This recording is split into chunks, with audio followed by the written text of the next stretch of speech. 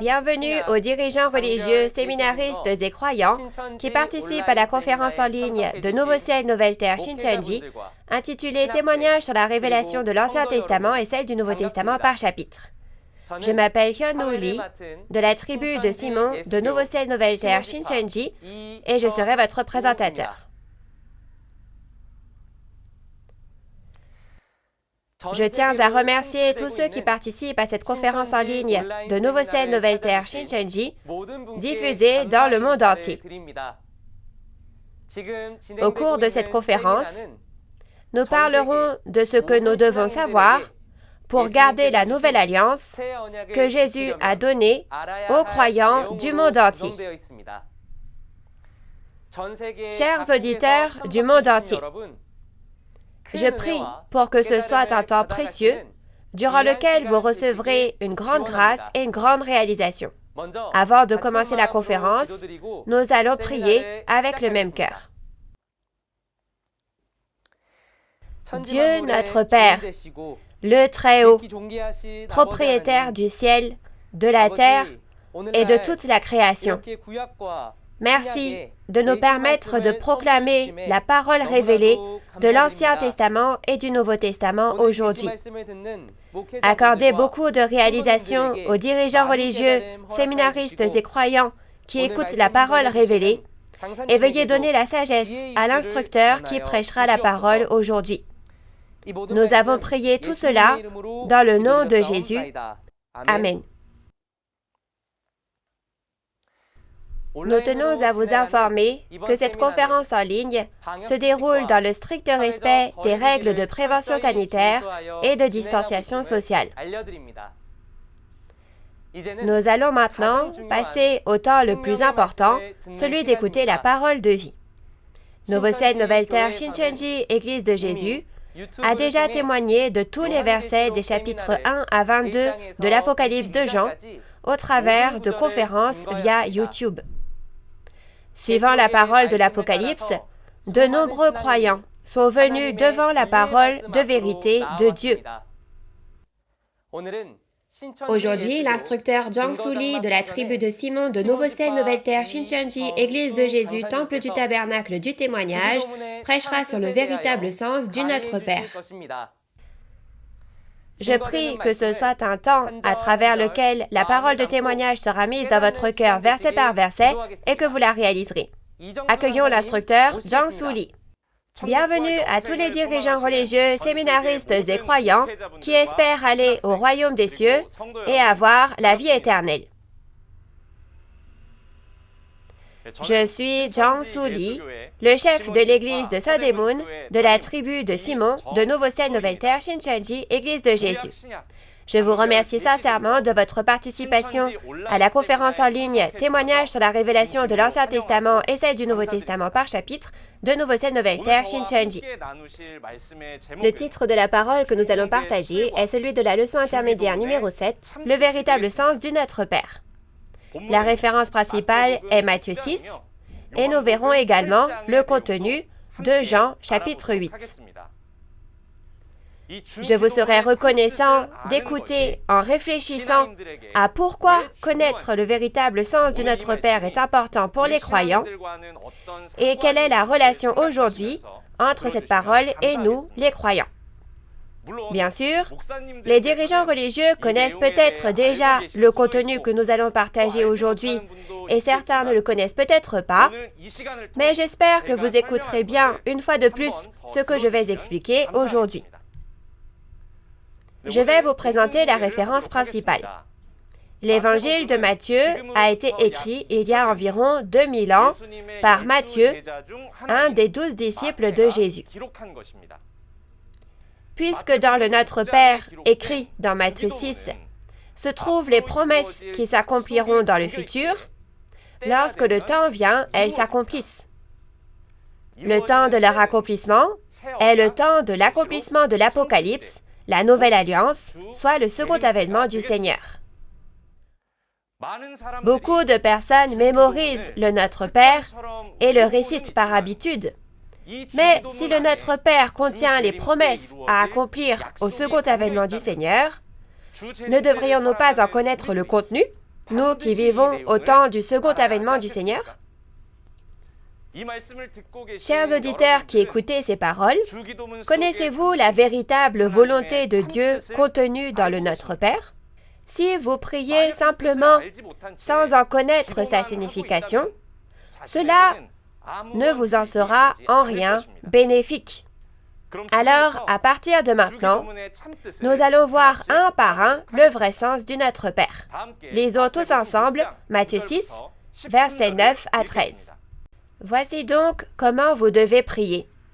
Notre Père qui es aux cieux, que ton nom soit sanctifié, que ton règne vienne, que ta volonté soit faite sur la terre comme au ciel. Donne-nous aujourd'hui notre pain quotidien. Pardonne-nous nos offenses, comme nous aussi, nous pardonnons à ceux qui nous ont offensés. Ne nous induis pas en tentation, mais délivre-nous du malin.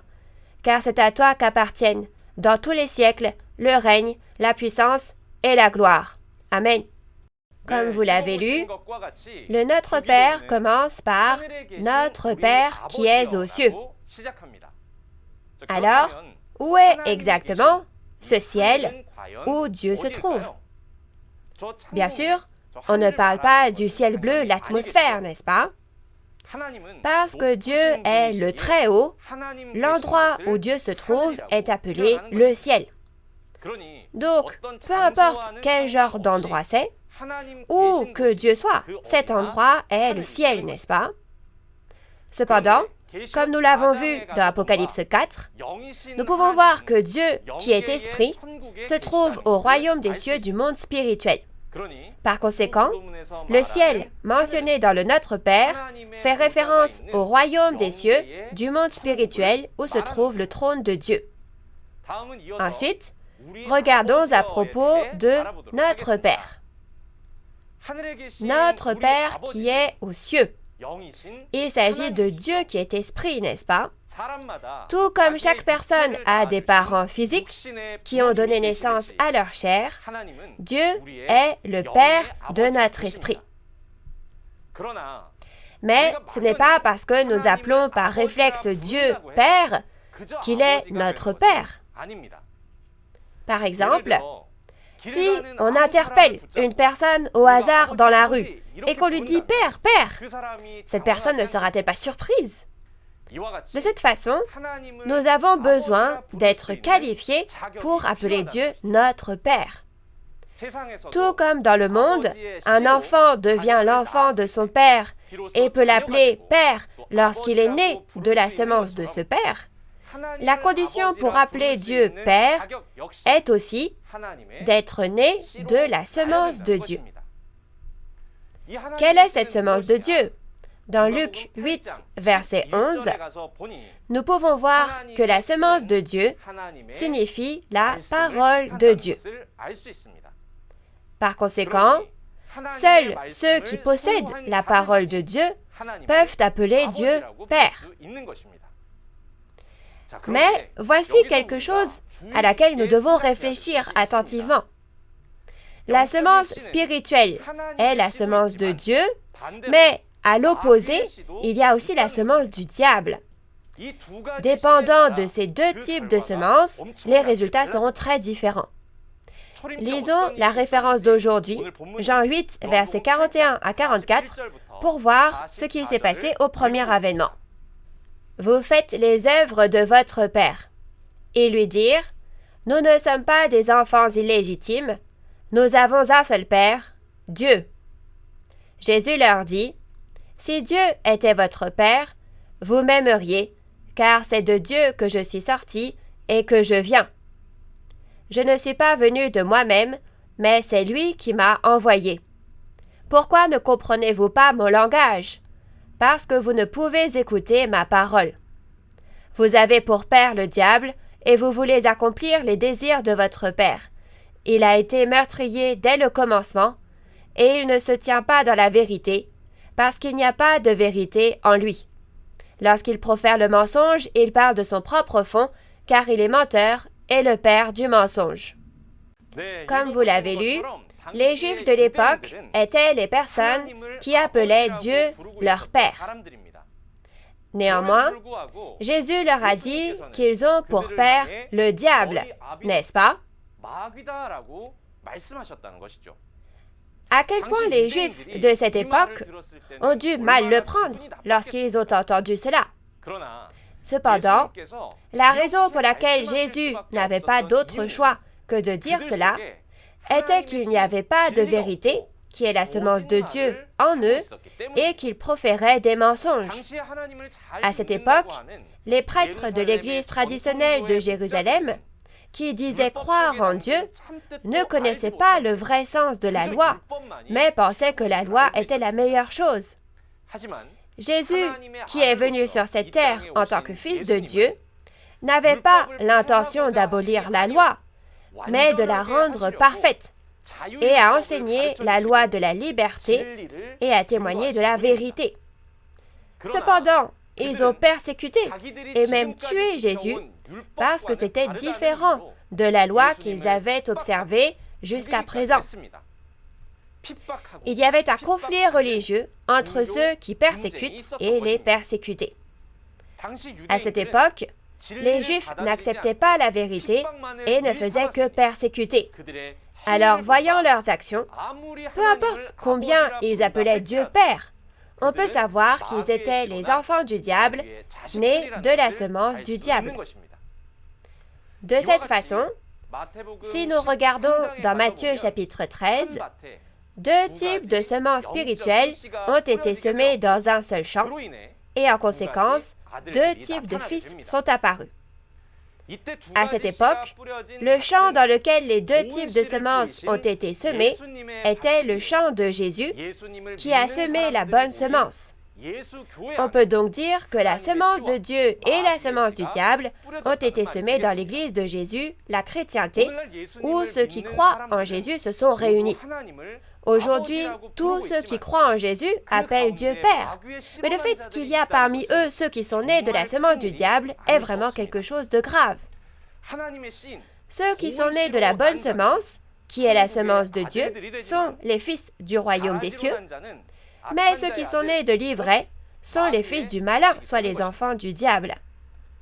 Non seulement cela, mais Dieu a promis que ceux nés de la semence de Dieu brilleront comme le soleil dans le royaume des cieux, le royaume de Dieu, et que ceux qui sont nés de la semence du diable seront jetés dans la fournaise, donc ils seront finalement jetés en enfer. Alors quand et comment peut-on reconnaître les personnes nées de ces deux types de semences? Tout d'abord, le temps où l'on peut le savoir est le temps de la moisson, qui est la fin du monde. Avant que le temps de la moisson ne vienne, ils étaient dans un seul champ, mais lorsque le temps de la moisson vient, le beau grain et l'ivraie sont séparés, n'est-ce pas? Alors en ce temps-là, comment peut-on les reconnaître? C'est la différence entre être moissonné et ne pas être moissonné. Ceux qui sont nés de la semence de Dieu seront moissonnés et iront dans la grange du royaume des cieux, et ceux qui sont nés de la semence du diable resteront dans le champ sans être moissonnés et seront brûlés. De plus, lorsque nous regardons Apocalypse 7, nous voyons que ceux qui sont moissonnés appartiennent aux 12 tribus scellées par la parole de Dieu et créés à nouveau, soit le royaume de Dieu. Par conséquent, au second avènement du Seigneur, seuls ceux qui sont nés de la semence de Dieu ont été moissonnés, scellés et appartiennent aux 12 tribus, le nouveau royaume et le nouveau peuple de Dieu, peuvent appeler Dieu Père. Cependant, même aujourd'hui, tout comme au premier avènement, ceux qui n'ont pas été moissonnés persécutent au péril de leur vie ceux qui ont été moissonnés. Comme dans Jean chapitre 8, il y aura d'autres disputes religieuses au second avènement du Seigneur. Si au temps de la moisson, une personne n'est pas moissonnée et ne fait que persécuter, peu importe combien elle appelle Dieu Père, elle sera inévitablement l'enfant du diable né de la semence du diable. Si tel est le cas, ne devrais-je pas chercher à savoir si je suis une personne née de la semence de Dieu ou non, et si j'ai été moissonné ou non. Et ne serait-ce que maintenant, nous devons devenir des croyants qualifiés pour appeler Dieu notre Père. Ensuite, regardons que ton royaume vienne. C'est un contenu très important. Où est exactement ce royaume qui vient? Et aussi, quand et où vient-il? De plus, ne devrais-je pas savoir quelle relation cela a avec moi? Pour commencer, je vais vous donner la réponse. Le royaume qui vient fait ici référence à la ville sainte, la Nouvelle Jérusalem, le royaume des cieux du monde spirituel de Apocalypse 21. Comme on le voit dans la Genèse, à l'origine, Dieu était sur cette terre avec les hommes qu'il a créés à l'image et à la ressemblance de Dieu. Cependant, Adam et Ève ont péché à cause de la tromperie du serpent, et les générations suivantes ont également continué à pécher, alors Dieu a dû quitter cette terre. À partir de ce moment, Dieu est devenu le Dieu qui est aux cieux, n'est-ce pas? Après cela, ce monde est devenu un monde entièrement contrôlé par le diable. Cependant, la volonté de Dieu qui est parti était de restaurer cette terre et d'y revenir. Pour cela, il y a 2000 ans, il a envoyé son Fils unique, Jésus, et Dieu et le royaume des cieux sont venus à Jésus. Mais les Juifs de l'époque, au lieu de recevoir Jésus, l'ont crucifié. Alors le royaume de Dieu n'a pas eu d'autre choix que de partir à nouveau. Cependant, avant le départ de Jésus, si on regarde dans Jean chapitre 14, versets 1 à 3, Jésus a dit aux disciples qu'ils devaient aller préparer une place et que lorsque cette place serait prête, il reviendrait sur cette terre. Selon cette promesse, le lieu que Jésus a préparé lorsqu'il est allé au ciel est la ville sainte, la Nouvelle Jérusalem d'Apocalypse 21. La raison pour laquelle cet endroit est appelé la Nouvelle Jérusalem est que c'est un endroit différent de la Jérusalem que Moïse a vue dans le ciel à son époque. On dit donc la Nouvelle Jérusalem. C'est le royaume des cieux du monde spirituel que Jésus a créé en établissant les 12 disciples qui sont morts martyrs comme 12 pierres de fondation. Lorsque cette place sera prête, Jésus a promis qu'il viendrait sur cette terre avec cette demeure, de sorte que le royaume qui vient, mentionné dans le Notre Père, est le royaume des cieux du monde spirituel, la ville sainte, la Nouvelle Jérusalem. Alors, quand et à qui viendra ce royaume? Lisons les paroles d'Apocalypse 21, versets 1 à 2. « Puis je vis un nouveau ciel et une nouvelle terre, car le premier ciel et la première terre avaient disparu, et la mer n'était plus. Et je vis descendre du ciel d'auprès de Dieu, la ville sainte, la Nouvelle Jérusalem, préparée comme une épouse qui s'est parée pour son époux. » Oui, comme vous l'avez lu, Dieu a promis que la Nouvelle Jérusalem, la ville sainte, soit le royaume des cieux du monde spirituel, viendrait sur le nouveau ciel et la nouvelle terre, c'est-à-dire Shincheonji. De plus, dans Apocalypse 3, verset 12, il est promis qu'il viendra sur le vainqueur. Par conséquent, le vainqueur à qui il a été promis que le royaume des cieux du monde spirituel viendrait est le pasteur promis du Nouveau Testament que nous devons à tout prix rencontrer aujourd'hui. Il y a également un autre verset important. Dans Matthieu 25, verset 34, nous voyons que dans les derniers jours, Jésus vient et sépare toutes les nations en faisant la distinction entre les brebis et les boucs. En ce temps-là, il a promis que les croyants comme des brebis hériteraient du royaume qui a été préparé depuis la fondation du monde. Le royaume préparé depuis la fondation du monde est la ville sainte, la Nouvelle Jérusalem préparée par Jésus. Par conséquent, la ville sainte que Jésus a préparée, la nouvelle Jérusalem, le royaume des cieux du monde spirituel, viendra à l'endroit où se rassemblent les croyants comme des brebis, n'est-ce pas? Pour résumer, j'aimerais que vous réalisiez que le lieu où le royaume de Dieu viendra est le nouveau ciel et la nouvelle terre, Shincheonji, où se trouve le vainqueur, et que l'on ne peut participer au royaume de Dieu qui descend que si l'on devient un croyant comme une brebis. Vient ensuite, que ta volonté soit faite sur la terre comme au ciel. C'est aussi un contenu très important. Pour que Dieu, qui est parti à cause du péché de cette terre, revienne sur cette terre, le royaume de Dieu, créé sur cette terre tel qu'il est montré au ciel, soit le royaume des cieux du monde spirituel, doit apparaître. De la même manière que cela s'est produit à l'époque de Moïse. Dans Exode 25, on voit qu'après avoir vu les choses qui sont dans le ciel, Moïse a construit un tabernacle sur cette terre pour que Dieu y habite, n'est-ce pas? Mais il est dit que ce tabernacle du temps de Moïse n'était pas la vraie forme, mais une image et une ombre du ciel. Alors, quand la vraie forme apparaît-elle? À ce moment-là, elle s'accomplira sur cette terre à travers l'œuvre du premier et du second avènement. Au premier avènement aussi, dans Jean 5, verset 19, Jésus a dit qu'il voit ce que fait Dieu dans le ciel et qu'il faisait aussi pareillement sur cette terre, n'est-ce pas? De même, aujourd'hui, au second avènement, Dieu et Jésus ont choisi le pasteur promis du Nouveau Testament et lui ont montré la ville sainte, la nouvelle Jérusalem, qui est le royaume des cieux du monde spirituel. Puis, ils lui ont fait construire nouveau ciel, nouvelle terre, Shincheonji, sur cette terre, selon ce qu'il a vu dans le ciel.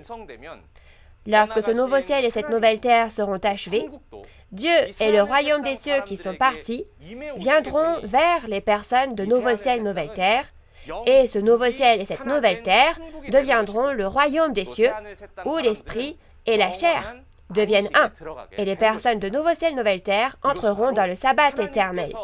C'est le but pour lequel Dieu œuvre depuis 6000 ans.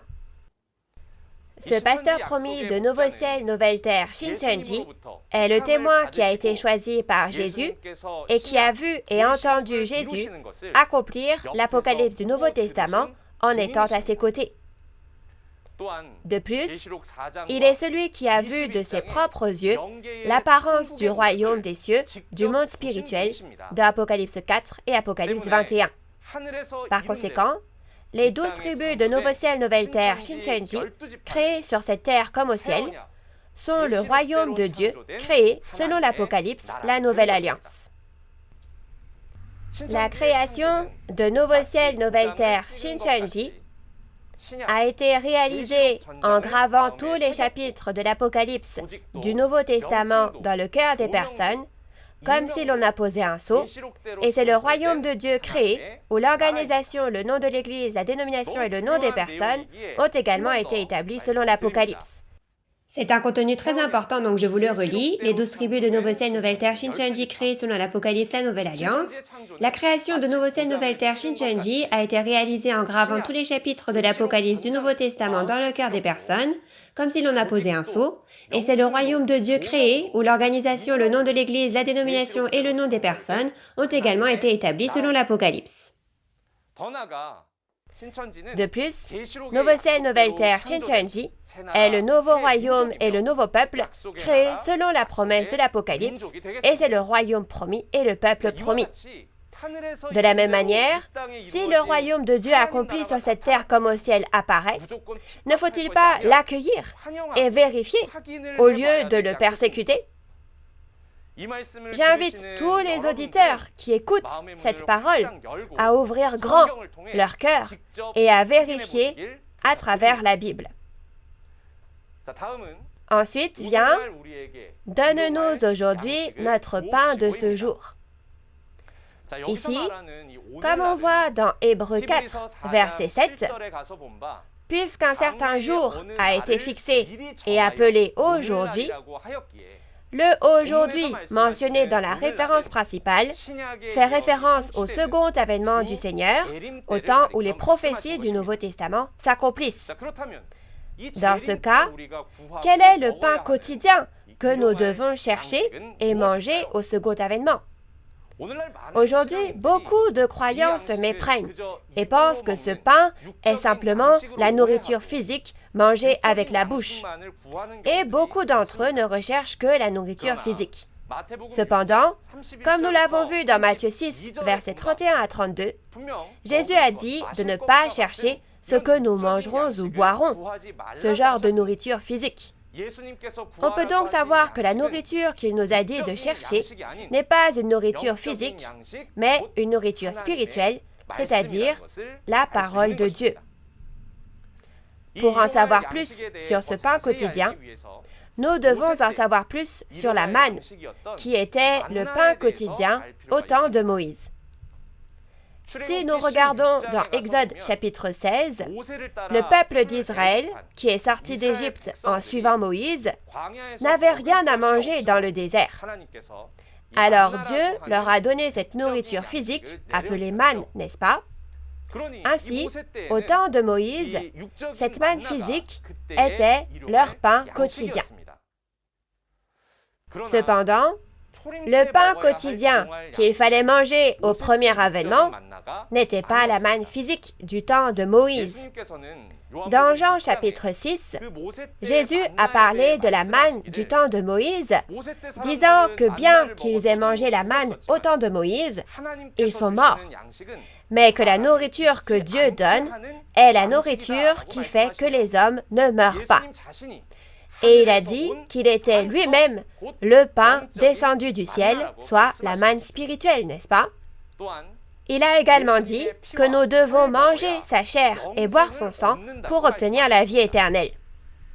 La raison en est que tout comme au temps de Moïse on était sauvé en mangeant la chair et en buvant le sang de l'agneau, Jésus, comparé à un agneau, a dit que si on mange sa chair et boit son sang, on obtient la vie éternelle. Dans ce cas, cela ne signifie-t-il pas que sans manger la chair et boire le sang de Jésus, on ne peut pas avoir la vie éternelle? Si nous regardons dans Jean chapitre 1 et dans 1 Jean chapitre 1, il est dit que Dieu et Jésus sont la parole. Donc, le sang et la chair de Jésus font référence à la parole de Jésus qui donne la vie à notre esprit. De plus, au premier avènement, Jésus était celui qui témoignait de la parole révélée de l'accomplissement de l'Ancien Testament, n'est-ce pas?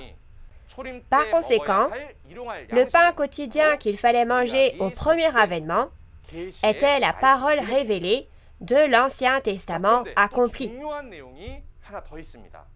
Mais il y a une chose plus importante encore. Si on regarde dans Luc 22, versets 14 à 20, la nuit de la Pâque, Jésus a fait une nouvelle alliance avec ses disciples, avec son sang. Le contenu de cette nouvelle alliance est que nous ne pourrons pas boire le sang ni manger la chair de Jésus, c'est-à-dire le pain quotidien, jusqu'à ce qu'il soit accompli dans le royaume de Dieu. Alors, si nous disons ces choses à l'envers, cela signifie que lorsque le royaume de Dieu s'accomplit, on mangera la chair et on boira le sang de Jésus en ce temps-là, n'est-ce pas? Alors, dans ce cas, quand boit-on le sang et mange-t-on la chair de Jésus? Et où se trouve le royaume qui s'accomplit? Et qui, se trouvant où, mange cette nourriture et reçoit le salut? On ne peut connaître la réponse qu'en regardant dans Apocalypse. Nous allons lire Apocalypse 5, versets 9 à 10. Et il chantait un cantique nouveau en disant « Tu es digne de prendre le livre et d'en ouvrir les sceaux, car tu as été immolé, et tu as racheté pour Dieu par ton sang des hommes de toute tribu, de toute langue, de tout peuple et de toute nation. Tu as fait d'eux un royaume et des sacrificateurs pour notre Dieu, et ils régneront sur la terre. » Comme vous l'avez lu, lorsque vient le temps de l'accomplissement de l'Apocalypse, le royaume de Dieu et les prêtres, rachetés par le sang de Jésus, apparaissent. Ce royaume d'Apocalypse 5 est le royaume de Dieu qui apparaît selon la Nouvelle Alliance. Par conséquent, ce pain quotidien, qui est le sang et la chair de Jésus, ne peut être mangé que lorsque vient le temps de l'accomplissement de l'Apocalypse, n'est-ce pas? De plus, dans Apocalypse 1, versets 5 à 6, il est dit que les prêtres du royaume de Dieu ont été délivrés de leurs péchés par le sang de Jésus.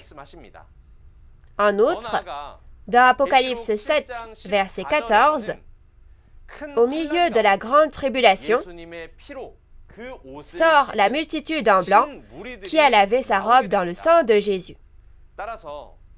Par conséquent, nous pouvons voir que le sang de Jésus, versé il y a 2000 ans, est le sang du salut pour les prêtres et la multitude en blanc des 12 tribus du royaume de Dieu qui sont apparues au temps de l'accomplissement de l'Apocalypse.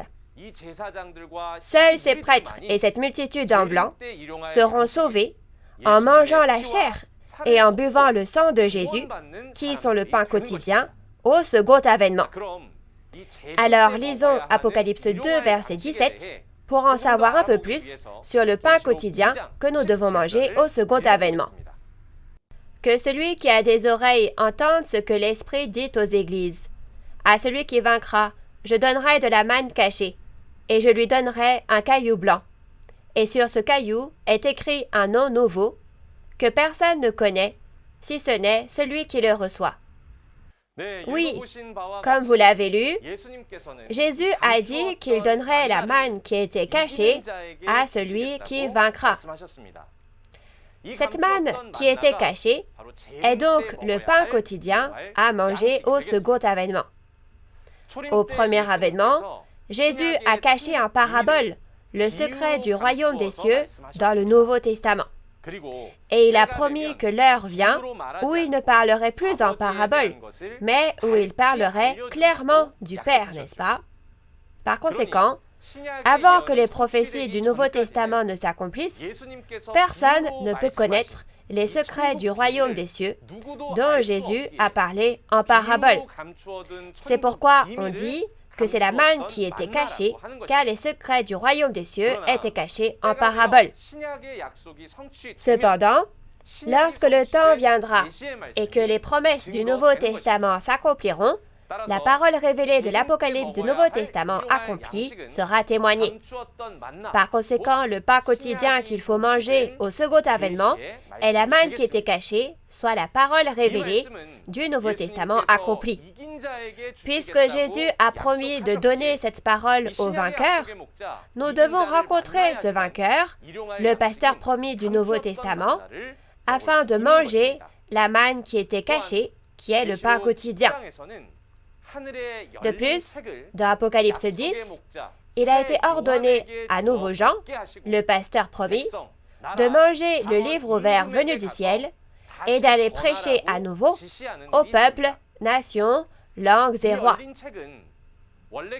Ce livre ouvert était à l'origine le livre scellé de 7 sceaux dans la main droite de Dieu dans Apocalypse 5. Parce qu'il était scellé de 7 sceaux, personne, ni dans le ciel, ni sur la terre, ni sous la terre, ne pouvait l'ouvrir ni le regarder.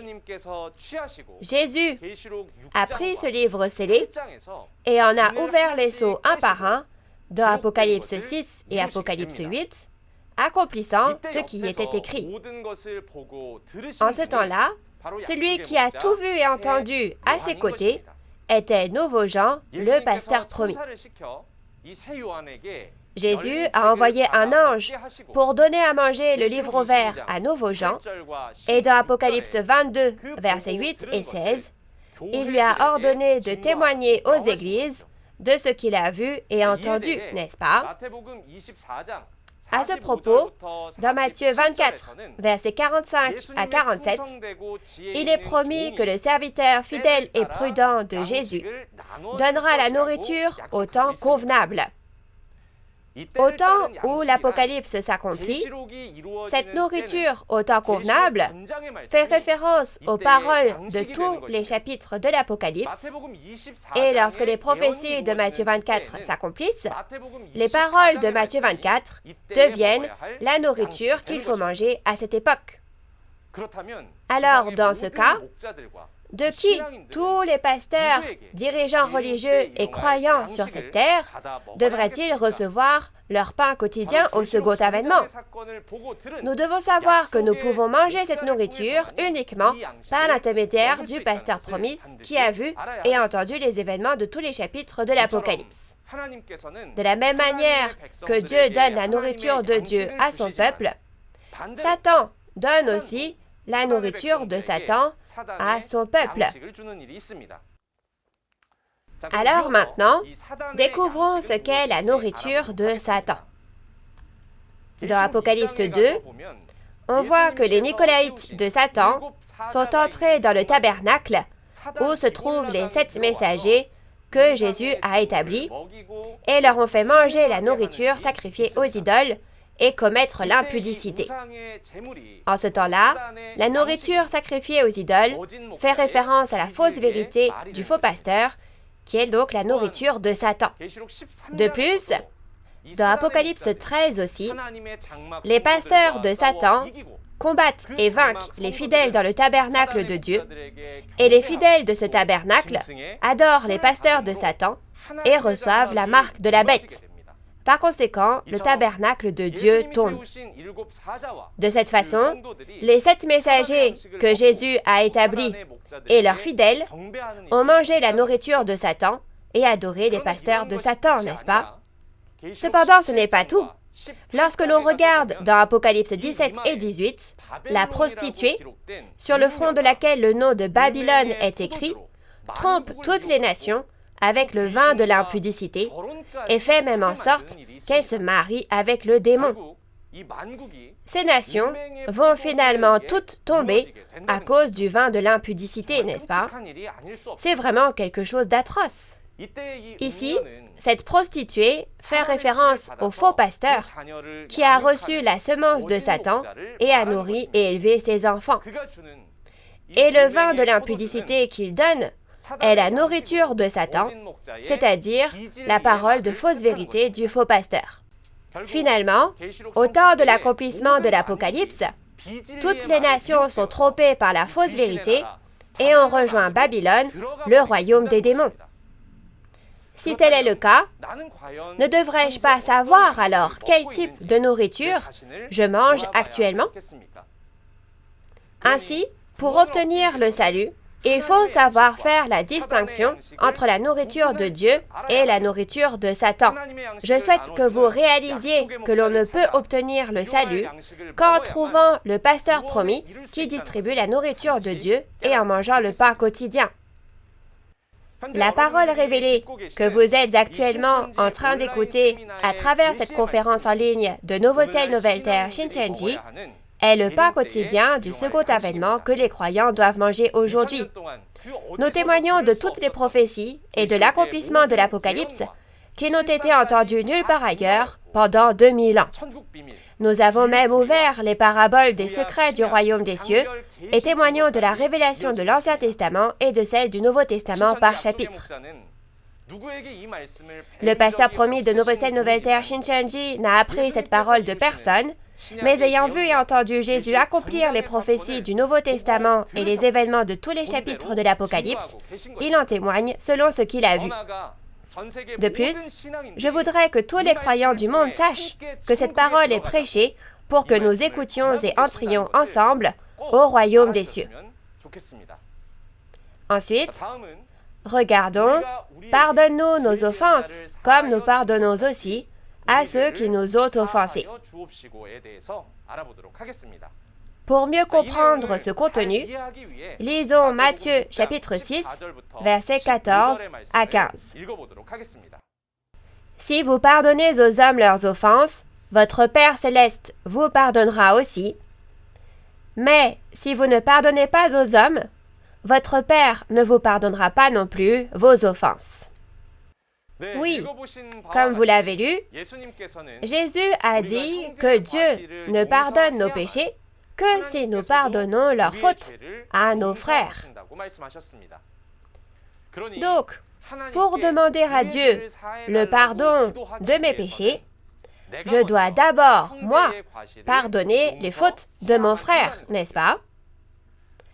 Dans Matthieu chapitre 18, versets 21 à 25, Jésus a répondu à la question de Pierre, disant que nous devons pardonner jusqu'à 70 fois 7 fois.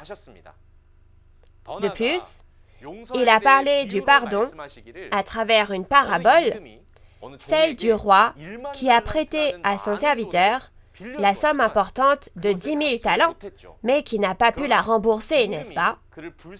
Mais le roi, ayant eu pitié de lui, l'acquitta de sa dette. Cependant, sous prétexte que la personne qui lui devait une modeste somme d'argent ne lui avait pas remboursé, il la jeta en prison. Le roi, entendant cela, le trouva détestable et rappela le serviteur qu'il avait acquitté de son importante dette et le jeta en prison jusqu'à ce qu'il la rembourse intégralement. Cette parabole est une parabole pour nous aider à réaliser que nous avons été pardonnés de nos nombreux péchés par le sang de Jésus, mais que Dieu ne peut pas pardonner nos péchés si nous ne pardonnons pas à une personne qui a péché contre nous. Par conséquent, ce n'est qu'en pardonnant les péchés des autres que nos péchés peuvent être pardonnés. Si nous croyons en Dieu et en Jésus et vivons notre vie de foi pour obtenir le royaume des cieux et la vie éternelle, nous devrions cesser de persécuter et de maudire, et nous devrions aimer, pardonner et devenir un en Jésus. Ensuite, regardons, ne nous laisse pas entrer en tentation. Dans Matthieu 24, où est promis le second avènement du Seigneur, il est prophétisé que de nombreuses personnes tomberont en tentation et se haïront les unes les autres. La raison en est que, comme nous pouvons le voir sur le dessin, l'abomination de la destruction appartenant à Satan se tiendra dans le temple de Dieu. Donc, ceux qui étaient dans le temple de Dieu ont été trompés et sont entrés en tentation, n'est-ce pas? À ce sujet, il est prophétisé dans Apocalypse 3, verset 10, que viendra l'heure de la tentation sur le monde entier. C'est pourquoi on nous dit de prier pour que les croyants de ce temps-là n'entrent pas en tentation, n'est-ce pas? Ensuite, il est dit, « Mais délivre-nous du mal. » Comme je l'ai dit plus tôt, au second avènement du Seigneur, les destructeurs qui détruisent le temple de Dieu apparaîtront. Par conséquent, ces destructeurs qui détruisent le temple de Dieu au second avènement sont le mal au second avènement, n'est-ce pas? En ce qui les concerne, ils sont décrits comme la bête à 7 têtes et 10 cornes dans Apocalypse 12 et Apocalypse 13. Et si on regarde dans Apocalypse 17 et Apocalypse 18, leur royaume est appelé Babylone, le royaume des démons. Lors du second avènement, des destructeurs qui font le mal apparaîtront. Nous devons donc prier pour en être sauvés. Enfin, pour finir, il est dit, « C'est à toi qu'appartiennent le royaume, la puissance et la gloire au siècle des siècles. » Quand le royaume, la puissance et la gloire appartiendront-ils à Dieu? Dans Apocalypse 19, verset 1 et ci-dessous, nous voyons qu'après le jugement de Babylone, le royaume de démons dans Apocalypse 18, l'ère du règne de Dieu commence et une foule nombreuse dans le ciel crie « Amen ». Alléluia et rend gloire à Dieu, n'est-ce pas? Par conséquent, le temps où le royaume, l'autorité et la gloire sont à Dieu correspond à l'ère dans laquelle Dieu règne après le jugement de Babylone, le royaume des démons. Dans ce monde, pendant 6000 ans après le péché d'Adam, le royaume, la puissance et la gloire de Dieu ont été volés par Satan qui s'en est emparé. Par conséquent, nous devons participer à l'œuvre de Dieu et prier ensemble afin que le royaume du diable prenne fin bientôt et que le royaume de Dieu puisse être achevé sur cette terre et que toute gloire puisse revenir à Dieu pour toujours. Alors résumons la parole d'aujourd'hui.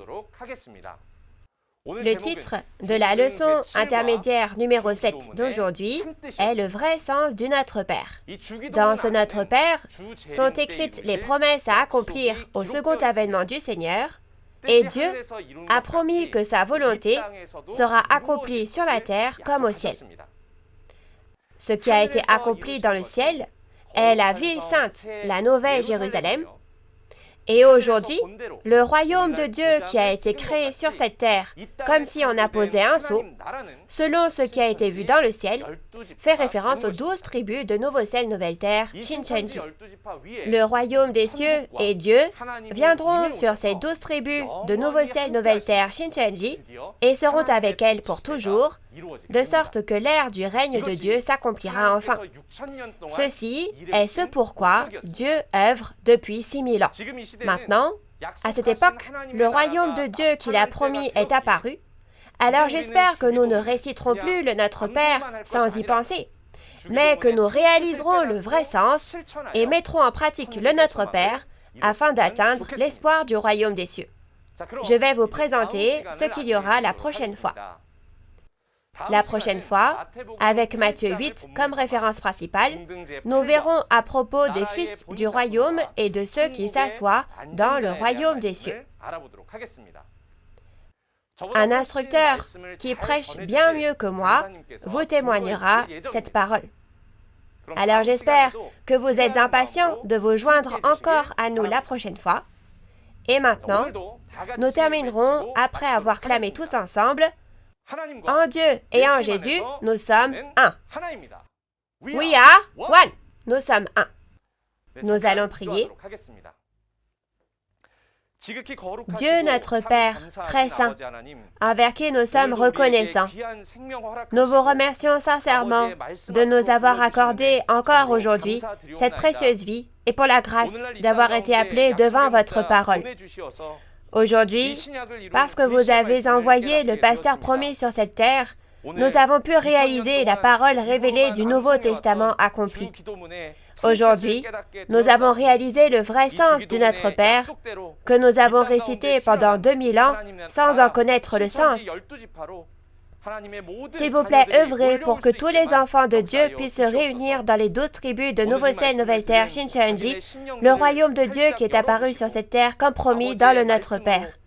Ouvrez grand le cœur de chaque personne écoutant cette parole et faites en sorte qu'elle renaisse à travers la parole du Père. Nous vous prions sincèrement que tous ceux qui écoutent cette parole soient protégés physiquement et spirituellement jusqu'à la fin de ces conférences, et nous avons prié au nom du Seigneur Jésus-Christ, qui est amour. Amen. Merci d'avoir écouté attentivement jusqu'au bout. Dieu a dit que les fils du royaume seront chassés du royaume de Dieu et que ceux qui viennent de l'Orient et de l'Occident s'assiéront au royaume des cieux. Quand les fils du royaume chassés et ceux qui viennent de l'Orient et de l'Occident apparaîtront-ils? Et qui sont-ils? Quand les portes du royaume des cieux seront fermées, ils se tiendront devant la porte et commenceront à frapper à la porte en disant « Seigneur, Seigneur, ouvre-nous !» Nous avons mangé et bu devant toi, et tu as enseigné dans nos rues. Comme vous l'avez vu dans la vidéo, la prochaine fois, avec Matthieu 8 comme référence principale, nous en saurons plus à propos des fils du royaume et de ceux qui s'assoient au royaume des cieux. L'heure de la conférence sera la même qu'aujourd'hui à 10 heures. J'espère que vous assisterez à tout prix et réaliserez la précieuse, véritable volonté et parole de promesse de Dieu.